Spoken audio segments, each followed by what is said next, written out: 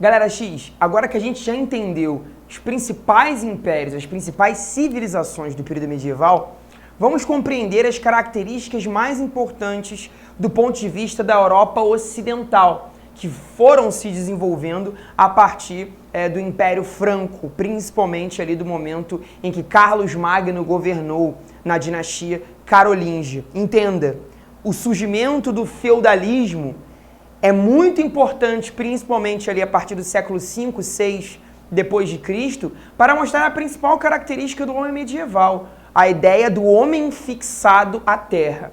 Gabriel, eu não consigo definir o que é feudalismo. O professor define, eu não entendo, é um negócio difícil. Gente, porque é muito amplo.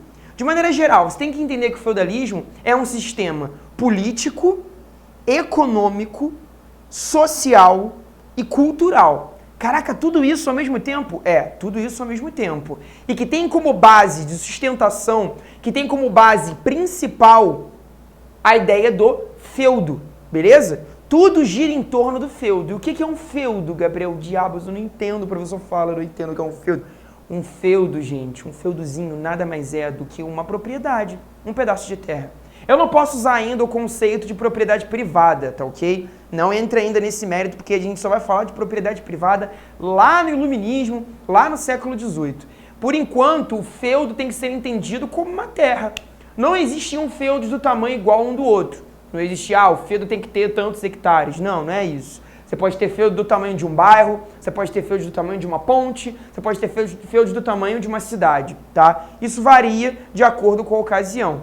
Então você tem que entender que o homem medieval, na Europa Ocidental, principalmente depois de Carlos Magno, vai ver no feudo a sua principal estrutura política, econômica e social.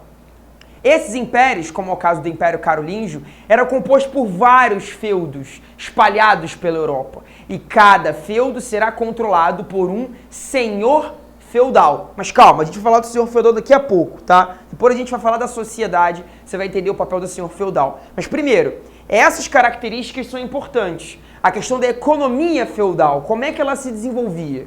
O feudo, ele é autossuficiente, ou seja, isso aqui não precisa de nenhum outro feudo para se desenvolver. O feudo produz para si mesmo uma agricultura sempre autossuficiente, tá ok? A economia gira em torno do campo, a questão rural. Você não vai ver no período medieval as cidades. Isso só surge no final da Idade Média, já é crise, a gente vai falar disso depois. Esquece a ideia da urbanização da sua cabeça. As cidades, elas morreram, ou pelo menos se enfraqueceram muito, lá no Império Romano. Aqui a ênfase é o campo, o arado, a pecuária, o plantio. Principalmente cereais, né? Que é o que bombava na Europa naquela época. Mão de obra escrava? Não. Abandono escravo da sua vida na Idade Média, gente. Escravo não existe em grande quantidade. Nós temos a mão de obra servil, tá ok? Servos. Eles trabalham, recebem alguma coisa em troca desse trabalho e dão ao seu senhor também para que ele possa enriquecer, tá ok?